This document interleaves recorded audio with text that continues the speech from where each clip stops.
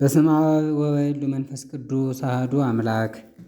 ትንቢተ ኤርምያስ ምዕራፍ 1 በብንያም ሀገር በአናቶት ከነበሩ ካህናት ወገን ወደሆነ ወደ ኬልቅያስ ልጅ ወደ ኤርምያስ የመጣ የእግዚአብሔር ቃል። በይሁዳ ንጉሥ በአሞጽ ልጅ በኢዮስያስ ዘመን በመንግሥቱ በ13ኛው ዓመት የእግዚአብሔር ቃል መጣለት። በይሁዳም ንጉሥ በኢዮስያስ ልጅ በኢዮአቄም ዘመን እስከ ይሁዳ ንጉሥ እስከ ኢዮስያስ ልጅ እስከ ሴዴቅያስ እስከ 11ኛው ዓመት ፍጻሜ ኢየሩሳሌም እስከ ተማረከችበት እስከ 5ኛው ወር ድረስ መጣ። የእግዚአብሔርም ቃል ወደ እኔ እንዲህ ሲል መጣ። በእናትህ ሆድ ሳልሰራህ አውቄሃለሁ፣ ከማኅፀንም ሳትወጣ ቀድሼሃለሁ፣ ለአሕዛብም ነቢይ አድርጌሃለሁ። እኔም ወዮልኝ ጌታ እግዚአብሔር፣ እነሆ ሕፃን ነኝና እናገር ዘንድ አልችልም አልኩ። እግዚአብሔር ግን እንዲህ አለኝ፣ ወደምልክህ ሁሉ ዘንድ ትሄዳለህና የማዘዝህንም ሁሉ ትናገራለህና ሕፃን ነኝ አትበል። እኔ አድንህ ዘንድ ከአንተ ጋር ነኝና ከፊታቸው የተነሳ አትፍራ ይላል እግዚአብሔር። እግዚአብሔርም እጁን ዘርግቶ አፌን ዳሰሰ። እግዚአብሔርም አለኝ፣ እነሆ ቃሌን በአፍህ ውስጥ አኑሬአለሁ። እነሆ ትነቅልና ታፈርስ ዘንድ ታጠፋና ትገለብጥ ዘንድ ትሠራና ትተክል ዘንድ በአሕዛብና በመንግሥታት ላይ ዛሬ ሾሜሃለሁ። ደግሞ የእግዚአብሔር ቃል ኤርምያስ ሆይ ምን ታያለህ እያለ ወደ እኔ መጣ። እኔም የሎሚ በትር አያለሁ አልሁ። እግዚአብሔርም የተናገርሁትን ፈጽመው ዘንድ እተጋለሁና መልካም አይተሃል አለኝ። ሁለተኛም ጊዜ እግዚአብሔር ቃል ወደ እኔ መጣ፣ እንዲህም አለኝ፣ ምን ታያለህ? እኔም የሚፈላ አፍላል አያለሁ፣ ፊቱም ወደ ሰሜን ወገን ነው አልሁ። እግዚአብሔርም እንዲህ አለኝ፣ ከሰሜን ወገን ክፉ ነገር በምድሪቱ በተቀመጡ ሁሉ ላይ ይፈሳል። እነሆ እኔ በሰሜን ያሉትን የመንግሥታቱን ወገኖች ሁሉ ጠራለሁ ይላል እግዚአብሔር። እነርሱም ይመጣሉ፣ እያንዳንዳቸውን በኢየሩሳሌም በር መግቢያ በዙሪያዋና በቅጥሯ ሁሉ ላይ በይሁዳም ከተሞች ሁሉ ላይ ዙፋናቸውን ያስቀምጣሉ። ስለ ክፋታቸውም ሁሉ እኔን ስለተዉ ለሌሎችም አማልክት ስለሰዉ ለእጃቸውም ሥራ ስለሰገዱ ፍርዴን በእነርሱ ላይ ይናገራለሁ። አንተ ግን ወገብህን ታጠቅ፣ ተነስም፣ ያዘዝሁህንም ሁሉ ንገራቸው። ከፊታቸውም የተነሳ አትፍራ፣ በፊታቸውም አትደንግጥ፣ አድንህ ዘንድ እኔ ከአንተ ጋር ነኝና ይላል እግዚአብሔር። እነሆም በምድሪቱ ሁሉ ላይ በይሁዳም ነገሥታት በአለቆቿና በካህናቶቿ ላይ በምድሪቱም ሕዝብ ላይ እንደተመሸገች ከተማ እንደ ብረትም አምድ እንደ ናስም ቅጥር ዛሬ አድርጌሃለሁ። ከአንተ ጋር ይዋጋሉ፣ ነገር ግን አድንህ ዘንድ እኔ ከአንተ ጋር ነኝና ድል አይነሱህም ይላል እግዚአብሔር። ትንቢተ ኤርምያስ ምዕራፍ 2 የእግዚአብሔርም ቃል ወደ እኔ እንዲህ ሲል መጣ። ሂድ፣ እንዲህ ብለህ በኢየሩሳሌም ጆሮ ተናገር። እግዚአብሔር እንዲህ ይላል፣ የብላቴንነትሽን ምሕረት የታጨሽበትንም ፍቅር በምድረ በዳ ዘር ባልተዘራበት ምድር እንደተተከልሽ አስቤአለሁ። እስራኤል ለእግዚአብሔር ቅዱስ ነበረ፣ የቡቃያው በኩራትም ነበረ። የበሉት እንደ በደለኞች ይቆጠራሉ፣ ክፉም ነገር ያገኛቸዋል ይላል እግዚአብሔር። የያዕቆብ ቤት የእስራኤልን ቤት ወገኖች ሁሉ ሆይ የእግዚአብሔርን ቃል ስሙ። እግዚአብሔር እንዲህ ይላል፣ አባቶቻቸው ከእኔ ዘንድ የራቁ ከንቱነቱንም የተከተሉ ከንቱም የሆኑ ምን ክፋት አግኝተውብኝ ነው? እነርሱም ከግብፅ ምድር ያወጣን በምድረ በዳና በባድማ እንጨትና ውሃ የእንጨት ፍሬም በሌለበት ምድር ሰው በማያልፍበትና የሰው ልጅን በማይቀመጥበት ምድር የመራን እግዚአብሔር ወዴት አለ አላሉም። ፍሬዋንና በረከቷንም ትበሉ ዘንድ ወደ ቀርሜሎስ አገባኋችሁ። ነገር ግን በገባችሁ ጊዜ ምድሬን አረከሳችሁ፣ ርስቴንም አጎሳቆላችሁ። ካህናቱም እግዚአብሔር ወዴት አለ አላሉም። ሕጌን የተማሩትም አላወቁኝም። ጠባቂዎችም አመፁብኝ። ነቢያትም በበዓል ትንቢት ተናገሩ፣ የማይጠቅማቸውንም ነገር ተከተሉ። ስለዚህ እንደገና ከእናንተ ጋር እከራከራለሁ፣ ከልጆቻችሁም ልጆች ጋር እከራከራለሁ። ወደ ኬቲም ደሴቶች እለፉና ተመልከቱ፣ ወደ ቄዳርም ላኩና እጅግ መርምሩ። እንደዚህም ያለ ነገር ሆኖ እንደሆነ እዩ። አሕዛብ አማልክት ያልሆኑ አማልክቶቻቸውን ይለውጡ እንደሆነ እዩ። ነገር ግን ሕዝቤ ክብራቸውን ለማይረባ ነገር ለወጡ። ሰማይ በዚህ ደነገጠ፣ እጅግም ተንቀጠቀጠ ይላል እግዚአብሔር። ሕዝቤ ሁለት ክፉ ነገሮችን አድርገዋልና የሕይወት ውሃ ምንጭ እኔን ትተውኛል። የተነደሉትን ውሃውንም ይይዙ ዘንድ የማይችሉትን ጉድጓዶች ለራሳቸው ቆፍረዋል። በውኑ እስራኤል ባሪያ ነውን? ወይስ የቤት ውላጅ ነውን? ስለምን ምርኮ ሆነ? የአንበሳ ደቦሎች በእርሱ ላይ አገሱ፣ በእርሱም ላይ ደነፉ። ምድሩንም ባድማ አደረጉ፣ ከተሞቹንም አፈረሱ፣ የሚቀመጥባቸውም የለም። የሜምፎስና የጣፍናስ ልጆች አስነወሩሽ፣ አላገጡብሽም። ይህን ሁሉ ያመጣብሽ እኔን መርሳትሽ አይደለምን? ይላል እግዚአብሔር አምላክሽ። አሁንስ የግዮንን ውሃ ትጠጭ ዘንድ በግብፅ መንገድ ምን ጉዳይ አለሽ? የወንዞችንም ውሃ ትጠጭ ዘንድ በአሦር መንገድ ምን ጉዳይ አለሽ? ክፋትሽ ይገሥጽሻል፣ ክዳትሽም ይዘልፍሻል።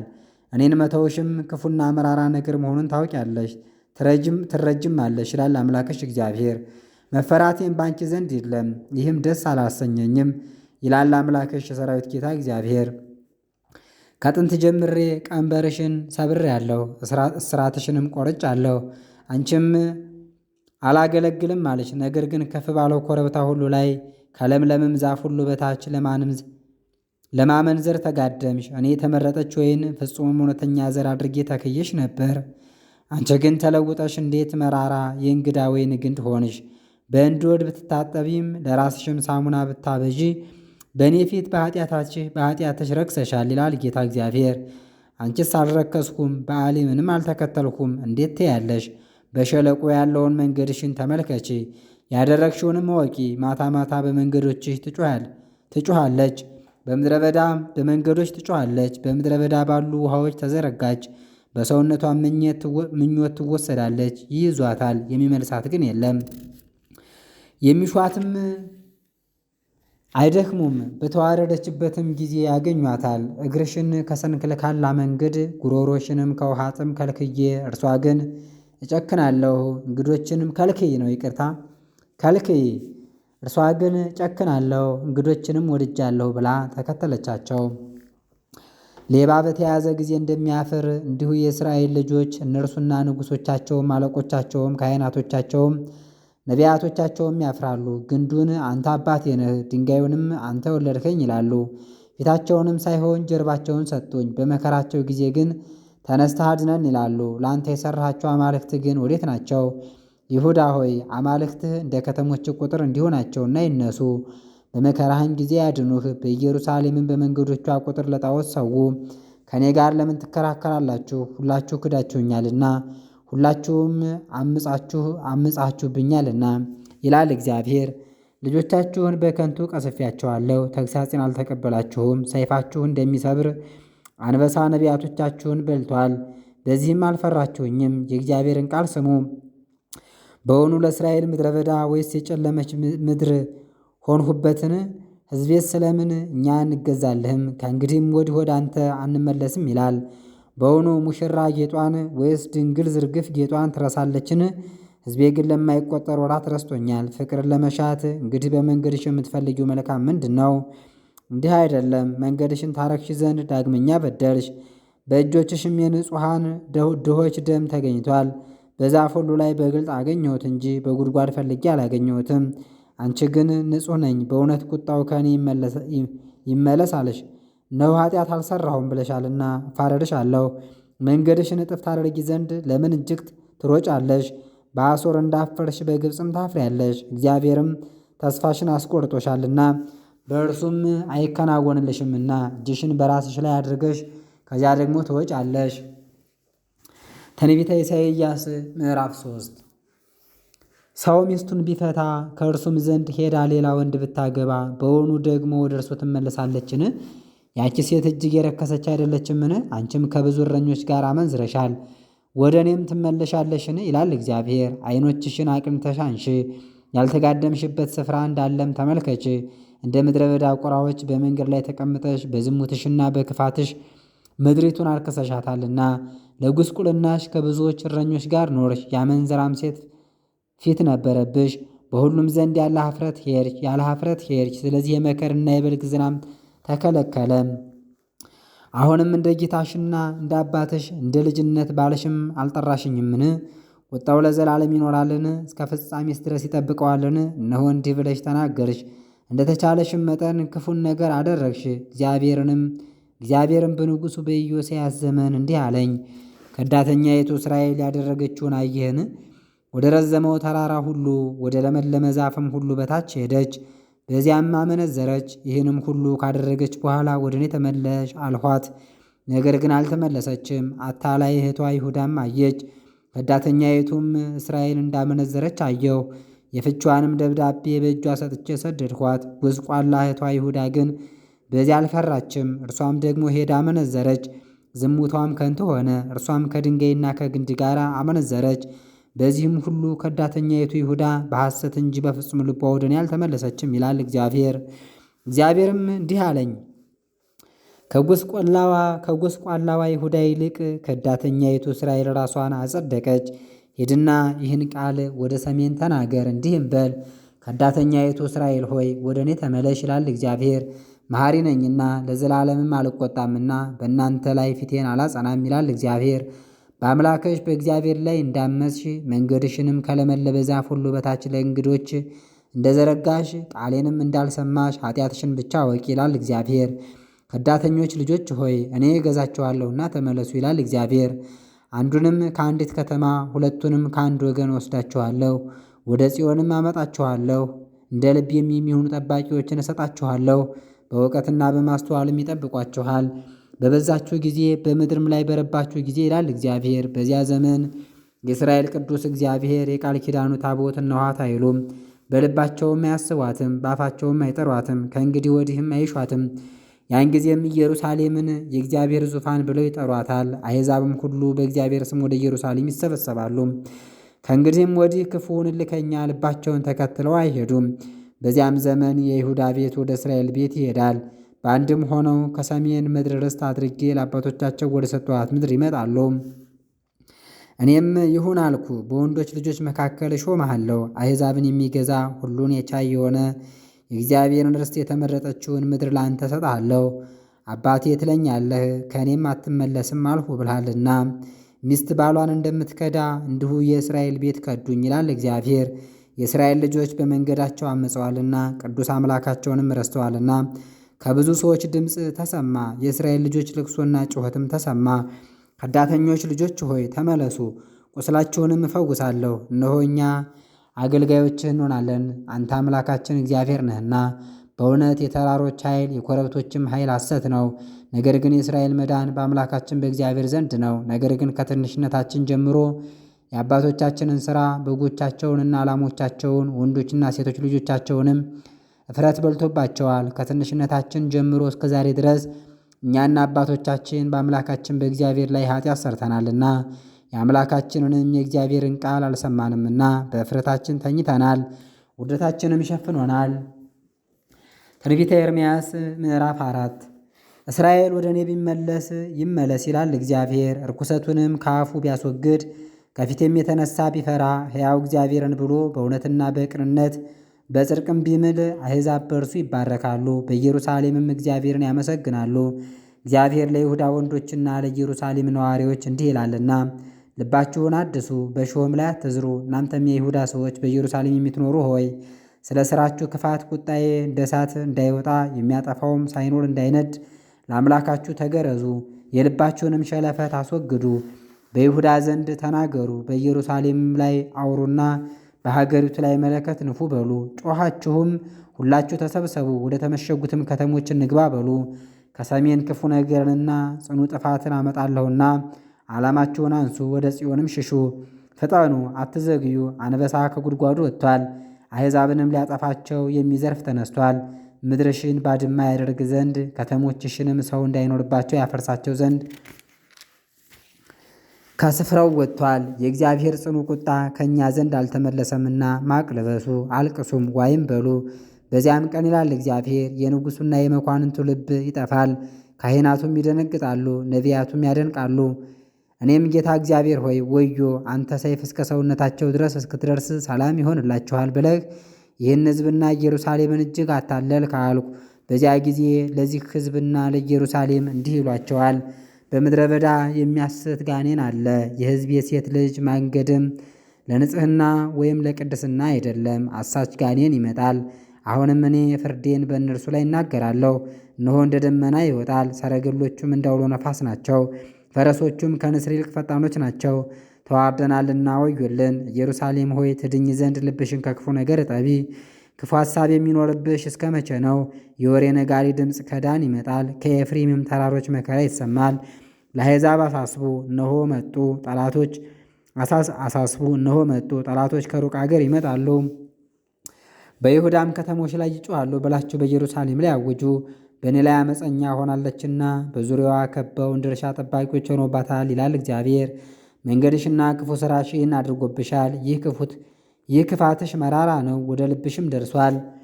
አንጀቴ አንጀቴ ልቤ በጣም ታሟል፣ ነፍሴም አይምሮዋን አታለች። በውስጤም ልቤ ታውኮብኛል። ነፍሴም የመለከትን ድምፅና የሰልፍን ውካታ ሰምታለችና ዝም ል ዘንድ አልችልም። መከራ በመከራ ላይ ተጠርቷል፣ ምድር ሁሉ ተዋርዳለችና።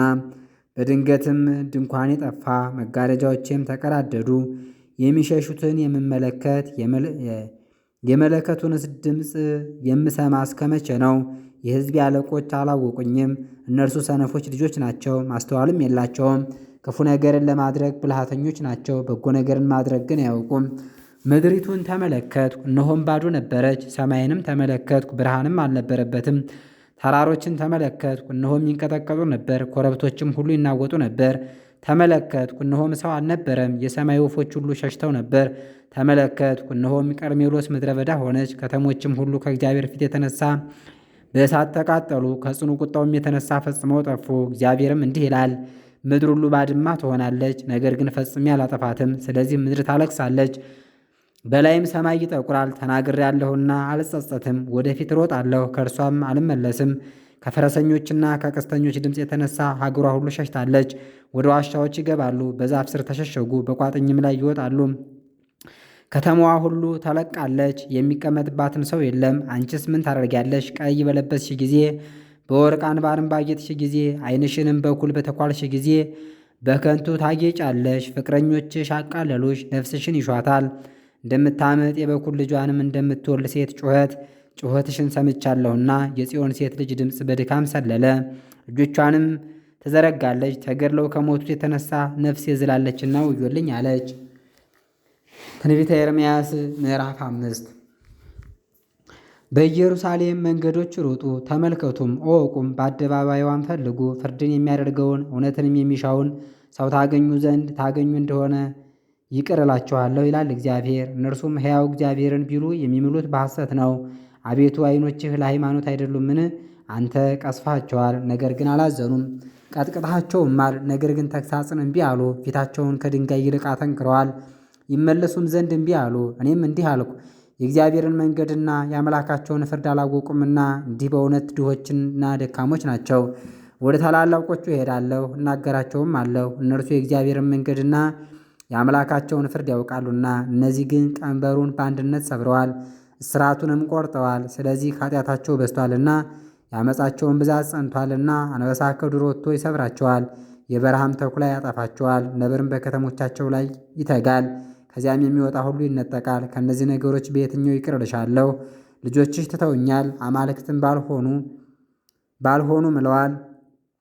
አጠገብኋቸውም፣ እነርሱ ግን አመነዘሩ፣ በአመንዝራዎቹም ቤት አደሩ፣ እንዳለሌ ፈረሶች ሆኑ።